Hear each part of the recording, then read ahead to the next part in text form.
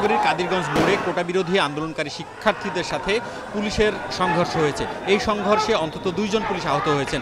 আমরা যেটি দেখেছি বেলা 12:30টার দিকে নগরীর ষষ্ঠীতলা মোড়ে আন্দোলনকারী শিক্ষার্থীরা জড়ো হন এবং সেখানে তারা জমায়েত করে সেখানে স্লোগান দেন। এরপরে তারা মিছিল নিয়ে রাজশাহী নগরীর সাহেববাজার 0 পয়েন্টে যাওয়ার চেষ্টা করলে পুলিশ তাদেরকে বাধা দেয় এবং কাদিরগঞ্জ মোড়ে সেখানে সংঘর্ষ হয় এবং সেই সংঘর্ষে পুলিশ রাবার বুলেট এবং টিয়ার শেল ছোড়ে। একই সাথে শিক্ষার্থীরা ইটপাটকেল ছোড়ে। এক পর্যায়ে বেশ কিছু শিক্ষার্থী আহত হন এবং 2 জন পুলিশ আহত হন।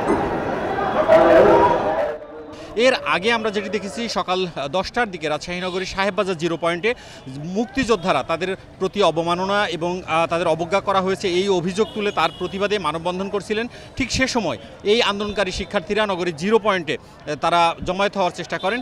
এ সময় বাংলাদেশ আওয়ামী লীগ, ছাত্রলীগ এবং অন্যান্য যেসব ভাতৃপ্রতিম সংগঠনগুলো রয়েছে তারা আন্দোলনকারী শিক্ষার্থীদের ধাওয়া দেন এবং সেই ধাওয়ায় শিক্ষার্থীরা দাবি করেন তাদের 10 জন আন্দোলনকারী আহত হয়েছেন। এবং আমরা এর কিছুক্ষণ পরে দেখতে পারি রাজশাহী নগরীর সাহেববাজার 0 পয়েন্ট সহ আশেপাশের এলাকায় ককটেল নিক্ষেপের ঘটনা ঘটে এবং সেখানকার উপস্থিত যারা ছিলেন তারা বলেছেন অন্তত 10টির মতো ককটেল বিস্ফোরণের ঘটনা ঘটে এবং এরপরে বাংলাদেশ আওয়ামী লীগের পক্ষ থেকে দাবি করা হয় তাদের 2 জন কর্মী আহত হয়েছেন।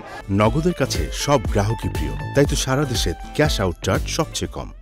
এবং একই ঘটনায় আমরা দেখেছি যে দুপুরবেলায় রাজশাহী বিশ্ববিদ্যালয়ের প্যারিস রোডে সেখানে নিপীড়ন বিরোধী যে শিক্ষকরা রয়েছেন তারা আন্দোলন শুরু করেন এবং সেই আন্দোলনে আন্দোলনকারী শিক্ষার্থীরা সমর্থন দেন। সব মিলিয়ে রাজশাহী নগরীর কাদিরগঞ্জ, সাহেববাজার, ষষ্ঠীতলা, রাজশাহী বিশ্ববিদ্যালয় এলাকায় থমথমে অবস্থা বিরাজ করছেন। পুলিশের পক্ষ থেকে বলা হচ্ছে কোনো ধরনের নাশকতা অনাকাঙ্ক্ষিত ঘটনা যাতে না ঘটে সে ব্যাপারে তারা সচেষ্ট রয়েছেন। মওদুদ রানা, সময় সংবাদ, রাজশাহী।